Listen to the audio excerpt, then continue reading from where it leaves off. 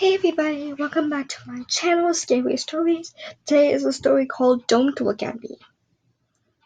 I hold with my pillow around my head so she won't hear me crying, and to block out the whimpering, we moved out of the city a month ago. An old detached house in the suburbs, and I was all I can afford now. After paying for her treatment, thin wood walls make for a bearable feeling. Rotten floorboards echoes with every creak. Our old house held its four walls great high of the joy. Deep of grief, the sinister stacks amount of 3 endless weeks of countless tinned food and fruitless attempts at fatherhood. With something over my head, I felt somehow safer, as if imaginary beasts in the darkness can see me. If I can't see them, every counter of the room is not touched by the moonlight, formed pitch black abyss that could hide anything. The house is swallowed by a smothers of unknown space, yet beyond the childish fears of the splintering ghouls, I think I'm more unnerved, but what can I see then? What can I? Twigs seem to pawn and tap the window in the wind. They wouldn't want to come in if I knew it. And on some ghoulish hour in that sleepless night, I am startled upright, a smashing noise down the hallway. I thought I might have a night of peace, but she always finds some way to frighten me at night. I fumbled for a torch and grasped the doorknob, pausing to prepare myself for the fear these nights can hold. There was no specter of phantasm waiting for me on the other side, just a dark silent hallway to see in the kitchen. The small Asian cigarette stained, always bringing back memories of my grandmother's house. On my old way, I still stop to listen and hear my bedroom door. Do I want to hear something? Signs of life, but nothing else. Please, there are no nurses to check up on her anymore. No slithers, no straps. The wind is blowing much stronger too. I finally hear and a faint snoring of my little girl relieved, I let out a loud, shaky breath. In the kitchen there was no sound of a minimum, no sense of cooking. Not anymore. Her patent noise COVID-19 meets a Russian food and rodent almonds. A window lies open above the sink. I move closer to it and see that the pieces of the shattered plates in the basin below. It must have been teething on the side again, the draft. So I closed it. My memory disabled me these days. Looking the window shut, I see a long, distant face in the darkness outside. Its paleness glows in the black of night. Its eyes seemed lost in its plunging, cavernous socket. Fear pumped through my veins, but as I looked again at my God-sagging face, looked back at me, illuminated by the torch, my mind unnerved by the unseen, always conjuring visible demons. Such things aren't real. It's unknowable human conditions, and it's truly dangerous. A whiskey bottle catches my eyes beside the sink. Not tonight, not again. Walking down the hallway with some piece of my blood freezing to find her door open, I edged closer, revealing a perfectly made bed and a closed window. I shouted her name to no avail, making so much noise it's something I tried to avoid in the place. We sent her to them because they said you could treat anything, exorcist her even.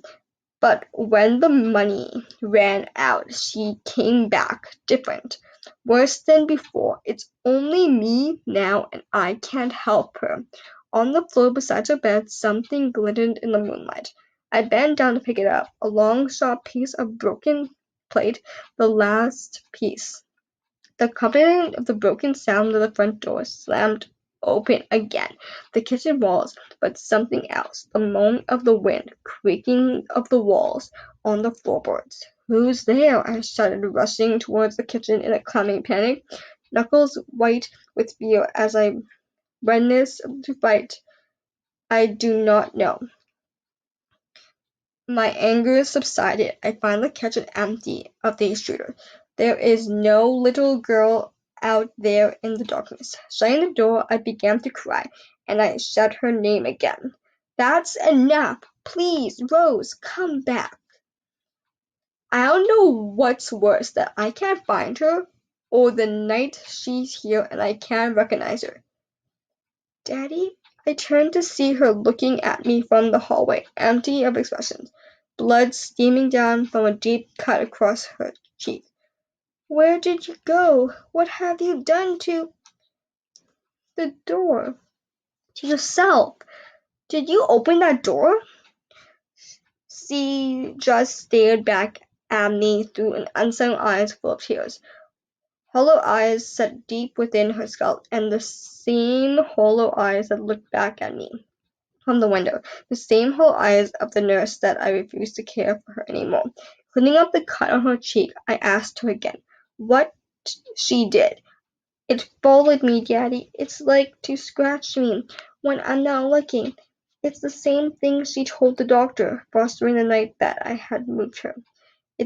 I seen the photos of the frantic vacation of the girls' faces on other Derwent. Reconstruction surgery to replace her nose. I know, darling, I know, I said, applying the plaster. Look at me, I said, holding her tiny hands. It's not real, remember? The whisper, the claws, the fear. She didn't seem too comforted by this. You can take your tablets now instead in the morning, okay? I'll get the glass of milk. There wasn't any milk. Water would have done. Her medicine ran out 2 days ago. Pacira would have done too. I tucked her in and locked the bedroom door.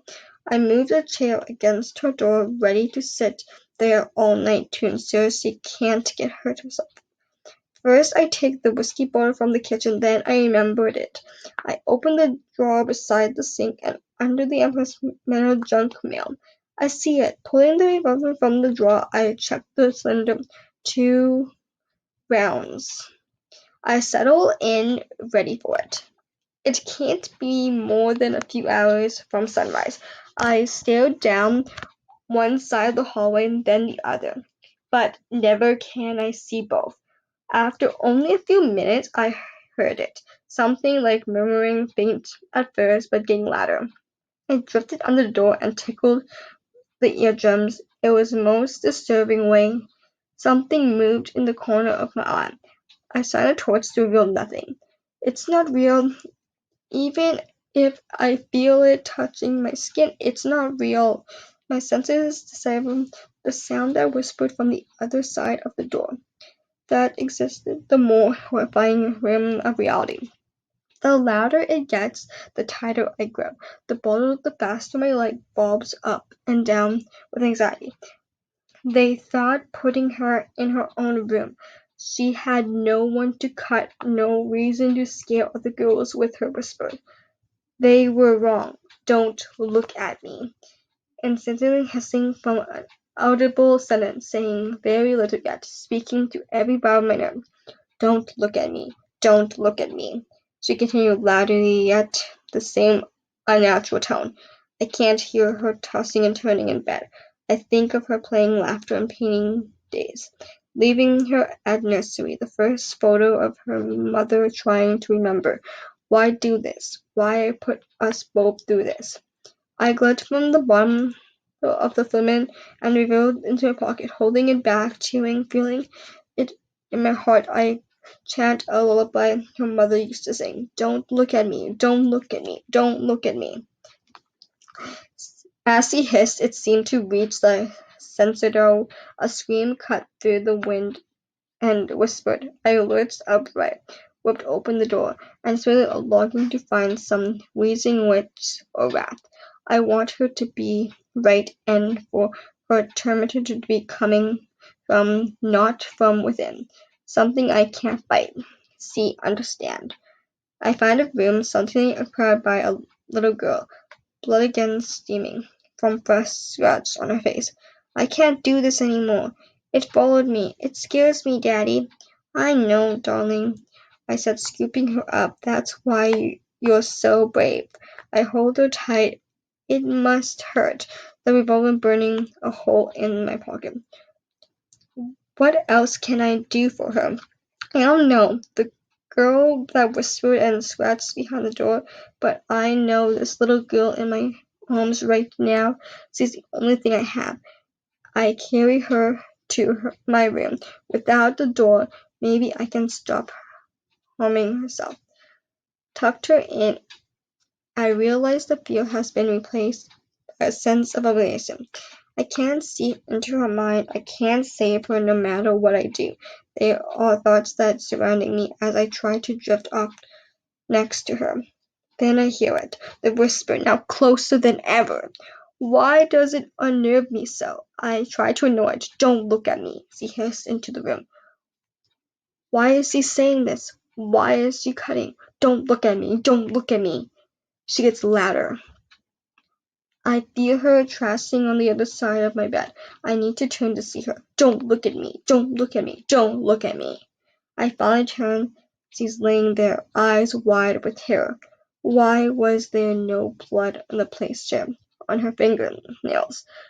She's staring at the space behind me. Her lips haven't moved. The floor creaked. The breath whispered on my ears beside me. Don't look at me.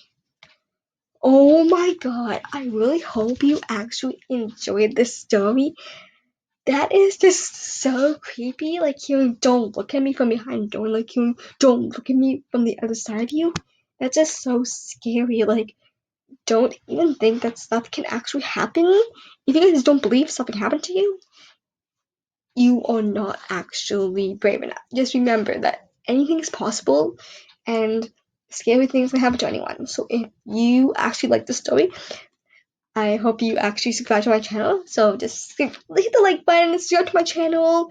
And I will leave a link to my second channel in the description below. And I will see you guys in the next video.